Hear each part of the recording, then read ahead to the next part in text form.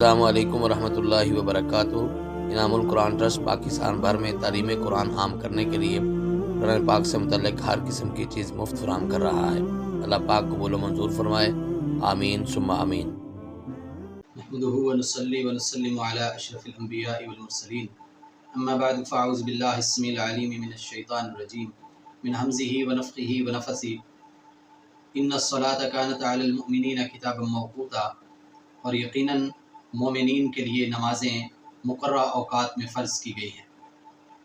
حاضرین، سامعین اور ناظرین کرام، اللہ رب العزت کے فضل و کرم سے انعام القرآن ویلفیئر سوسائٹی کے زیر اہتمام نماز، وضو، اذان اور اس سے متعلقہ دعاؤں کا یہ ایک جامع سلسلہ گھر سے گھر تک جاری ہے، جس کی آج 5ویں قسط ہے۔ اور آج ہم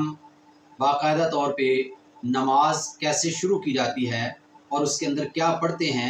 یہ سلسلہ شروع کرنے والے ہیں۔ حضرات گرامی، جیسا کہ آپ سبھی جانتے ہیں کہ نماز کا آغاز اللہ اکبر سے ہوتا ہے۔ شروع میں جو اللہ اکبر ہم کہتے ہیں، اسے تکبیر تحریمہ کہا جاتا ہے، یعنی ایسی تکبیر کہ جس کے بعد مسلمان کے لیے بہت سے کام حرام ہو جاتے ہیں، جیسا کہ وہ قبلہ رخ ہوگا، اس کے علاوہ کسی طرف نہیں دیکھ سکتا، اسے چاہیے کہ وہ سجدے کی جگہ پہ دیکھے، یعنی کہ وہ دائیں بائیں اوپر نیچے آگے پیچھے کہیں نہیں دیکھ سکتا ہے،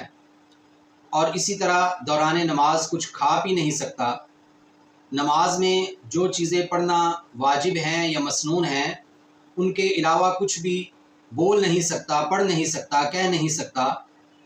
اور نماز میں کیا پڑھیں، یہ سب چیزیں نبی کائنات صلی اللہ علیہ وسلم نے اپنی مبارک احادیث میں ہمیں بیان فرما دی ہیں۔ نماز میں کسی قسم کی تبدیلی، اضافہ، کمی نہیں کی جا سکتی ہے۔ یہ ایک عبادت ہے، اور ہمیں ایک اصول ذہن میں رہنا چاہیے کہ انسان زندگی میں جتنے بھی کام کرتا ہے یا جتنے بھی چیزوں سے وہ گزرتا ہے، اس کو 3 حصوں میں تقسیم کیا جاتا ہے۔ سب سے پہلے عقائد ہیں، دوسرے نمبر پہ عبادات ہیں، اور تیسرے نمبر پہ معاملات ہیں۔ عقائد میں کوئی کام ایسے ہے یا کوئی کام ایسے نہیں ہے، دونوں کی دلیل ہمیں درکار ہوتی ہے۔ جیسا کہ اگر ہم یہ کہیں کہ اللہ رب العزت سنتے ہیں، تو بھائی اس کی دلیل کیا ہے؟ ان اللہ سمیع، بے شک اللہ تعالیٰ سننے والے ہیں۔ واللہ هو السمیع العلیم، اللہ سننے والے، جاننے والے ہیں۔ قرآن سے، حدیث سے ہمیں یہ ثابت کرنا پڑے گا کہ اللہ سنتے ہیں۔ اور اگر ہم یہ کہتے ہیں کہ اللہ کو نیند نہیں آتی، اللہ کو اونگ نہیں آتی، تو یہ بات بھی ہمیں قرآن و سنت سے ثابت کرنا پڑے گی۔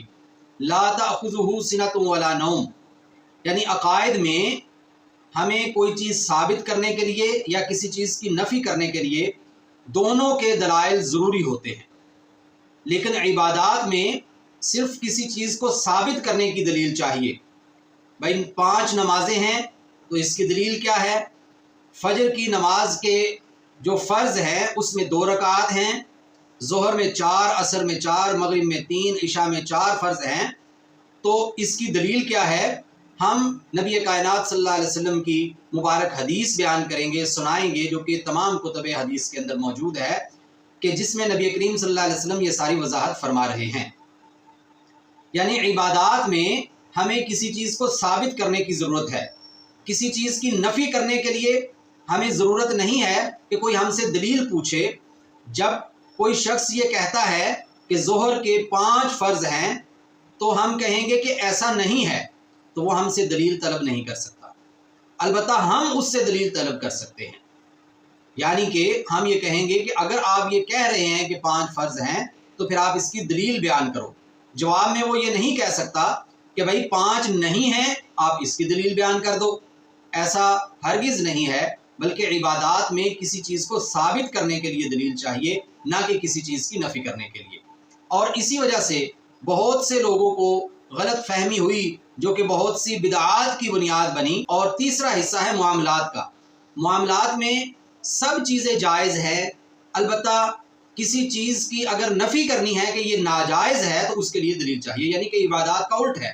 عبادات میں عبادت کو ثابت کرنے کے لیے دلیل چاہیے، معاملات میں کہ یہ معاملہ ایسے کرنا ناجائز ہے، غلط ہے، نہیں کرنا چاہیے، اس چیز کی دلیل چاہیے، جیسے کہ سود نہیں کھانا چاہیے، اس چیز کی دلیل کی ضرورت ہے۔ تو بات دوسری طرف نکل گئی اور کافی طویل ہو گئی۔ واپس ہم اپنے موضوع کی طرف آتے ہیں کہ تکبیر تحریمہ کی وجہ سے ایک مسلمان کے لیے بہت سے جائز کام بھی حرام ہو جاتے ہیں، اسی وجہ سے اسے تکبیر تحریمہ کہا جاتا ہے۔ حدیث کی تمام کتابوں کے اندر نماز کے افتتاح کے لیے یہ الفاظ ہیں ثم کبرا، کہ پھر آپ صلی اللہ علیہ وسلم نے تکبیر کہی۔ البتہ تکبیر کے الفاظ کیا ہوں گے یہ صرف سنن نسائی کے اندر ہے کہ ثم قال اللہ اکبر، کہ پھر نبی کریم صلی اللہ علیہ وسلم نے یہ لفظ بولے اللہ اکبر،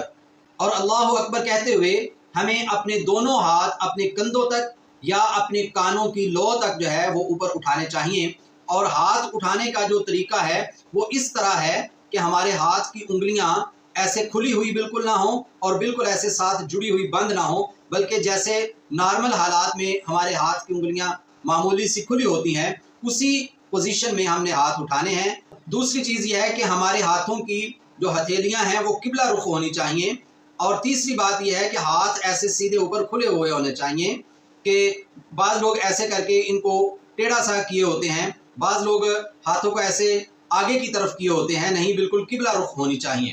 اس طرح سے ہم نے اللہ اکبر کہہ کے اپنی نماز کا آغاز کرنا ہے، اور اس کے بعد ہم نے ہاتھ اپنے سینے پر باندھ لینے ہیں۔ ہاتھوں کو جو ہم نے اٹھانا ہے، رفع الیدین کرنی ہے، تو یہ سلسلہ کتب احادیث کے اندر تمام کتابوں کے اندر موجود ہے، متفق علیہ روایت بھی ہے، سنن اربعہ کے اندر بھی ہے، اور حدیث کی جو 52 کتابیں ہیں ان میں سے زیادہ تر کتابوں کے اندر یہ روایت موجود ہے۔ اور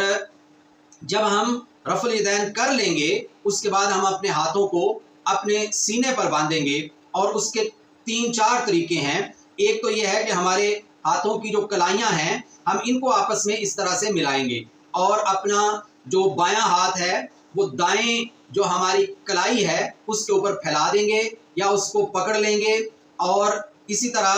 یہ ایک اور طریقہ بھی حدیث کے اندر موجود ہے کہ ہم اپنے بائیں ہاتھ سے دائیں جو ہمارے کلائی ہے ہم اس کو پکڑ لیں گے، یہاں سے کر کے ہم اس کو پکڑیں گے اور اس طرح ہم ہاتھ باندھیں گے۔ اور نبی کریم صلی اللہ علیہ وسلم اپنے مبارک ہاتھ جو ہیں وہ اس طرح سے سینے پہ باندھا کرتے تھے، اور یہ جو ہاتھ باندھنے کا طریقہ ہے اور اس طرح کلائی کے اوپر پھیلانا، بالکل ایسے ہمارے جو یہ کوہنی ہے یہاں تک ہمارے ہاتھ کی انگلیاں چلی جائیں، بعض روایات میں یہ طریقہ بھی موجود ہے۔ ہمیں یہ ذہن میں رہنا چاہیے کہ جب ہم نماز پڑھ رہے ہیں، بالخصوص جب ہم جماعت کے ساتھ نماز پڑھ رہے ہیں، تو ہمارے ہمسایوں کے ہمارے اوپر حقوق ہیں۔ یہ ایک بہت ضروری بات ہے جماعت کے حوالے سے کہ ہمارے ساتھ صاحبی بالجنب، ہمسایوں کی جو اقسام بیان کی گئی ہیں ان میں ایک ہمسایہ ہوتا ہے کہ جو مختصر وقت کے لیے آپ کے پہلو میں آ جاتا ہے، یعنی کہ وہ نماز کے لیے کھڑا ہوا ہے، بیٹھا ہوا ہے، تو یا سفر میں کہیں آپ کے ساتھ والی سیٹ پہ بیٹھا ہوا ہے، تو یہ جو ہمسایہ اس کے کئی ایک حقوق ہیں، تو ان میں ایک حق یہ ہے کہ وہ ہم سے پریشان نہ ہو رہا ہو۔ بعض لوگ اپنے پاؤں اتنے زور سے ملا رہے ہوتے ہیں یا پاؤں ملائے ہوئے ہیں تو ان کو بار بار ہلا رہے ہوتے ہیں کہ اس سے ساتھ والے کو تکلیف ہو رہی ہوتی ہے، تو یہ حق ہمسائیگی کے خلاف بات ہے۔ اور اسی طرح بعض لوگ جب رکوع میں ہوتے ہیں یا جب سجدے میں ہوتے ہیں تو اپنے بازوؤں کو اتنا زور لگا کے پھیلا لیتے ہیں کہ اس سے بھی جو ساتھ کھڑا ہوا شخص ہے وہ تکلیف محسوس کرتا ہے۔ اور اسی طرح جب آپ ہاتھ باندھ کے کھڑے ہوں گے تو یہ نہیں ہونا چاہیے کہ آپ کے جو کوہنیاں ہیں وہ دوسرے شخص کو لگ رہی ہوں، اس سے وہ تکلیف محسوس کر رہا ہو۔ بعض دفعہ جگہ کی تنگی کی وجہ سے اگر زیادہ ہی ساتھ ساتھ جڑ کے کھڑے ہوئے ہیں تو اس وقت ہمیں اپنے بازوؤں کو، اپنے ہاتھوں کو تھوڑا سا سمیٹ لینا چاہیے کہ جس سے ہمارے ساتھ والے شخص کو کوئی پریشانی، کوئی تکلیف نہ ہو۔ اور اس کے بعد ہم نماز کا آغاز کر چکے ہیں تو ہم کیا پڑھیں گے؟ بہت سی دعائیں ہیں، 2 دعائیں جو ہیں وہ بہت مشہور ہیں۔ پہلی دعا اللہم باعد بینی و بین خطایای کما باعدت بین المشرق والمغرب اللہم نقنی من الخطایا کما نقیت الثوب الابیض من الدنس اللہم اغسلہ بالماء والثلج والبرد۔ بخاری و مسلم کی یہ دعا اتنی بہترین دعا ہے کہ ہم نماز کے ذریعے دراصل اللہ کا قرب حاصل کرنا چاہ رہے ہیں، اور اس کے جو آداب تھے ان کا ہم نے اتنا اہتمام کیا ہے، اپنے جسم کو پاک کیا ہے، وضو کیا ہے، اور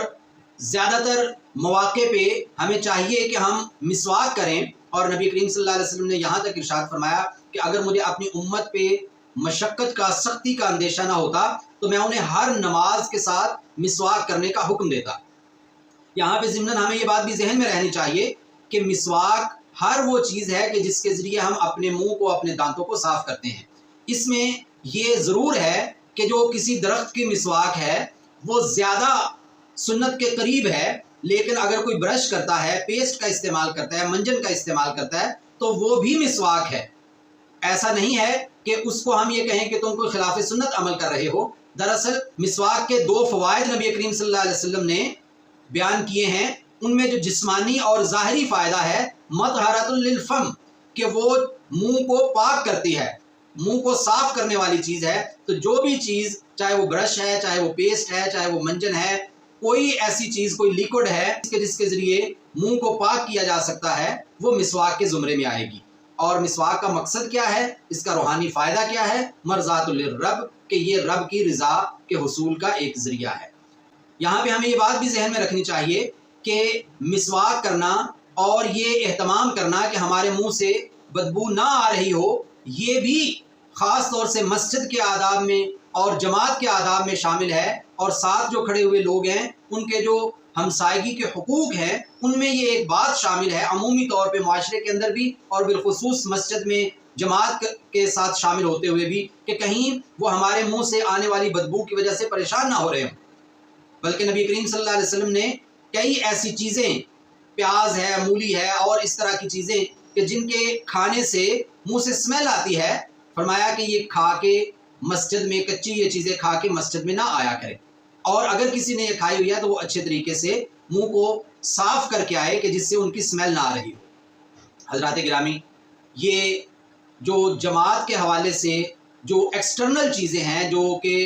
خود ہم جو دعائیں پڑھیں گے ان کے علاوہ جو چیزیں ہیں وہ کافی زیادہ ہو گئی ہیں، تو یہاں پہ ہم بات کو سمیٹتے ہیں صرف ایک دعا کہ جو ہم نماز کے آغاز میں پڑھتے ہیں اللہ اکبر کہہ کے، وہ میں نے آپ کے سامنے ذکر کی ہے، اور دوسری دعا جو ہے جو عام طور پہ لوگ پڑھتے ہیں، بچپن میں یاد کرتے ہیں، وہ بھی مسنون دعا ہے، اور سنن ابی داؤد کے اندر وہ موجود ہے، سبحانک اللہم و بحمدک و تبارک اسمک و تعالی جدک ولا الہ غیرک۔ یہ دعا جو ہے یہ پڑھ لیں، یا اللہم باعث بینی، یہ دعا پڑھیں۔ اور بھی کتب احادیث کے اندر کئی ایک دعائیں موجود ہیں، ہمیں ذوق شوق کے ساتھ زیادہ سے زیادہ دعائیں یاد بھی کرنی چاہیے اور پڑھنی بھی چاہیے۔ اللہ تعالی ہمیں دین اسلام سے جڑنے، نماز کی پابندی کرنے، نماز کا اہتمام کرنے کی توفیق عطا فرمائے۔ السلام علیکم ورحمۃ اللہ وبرکاتہ۔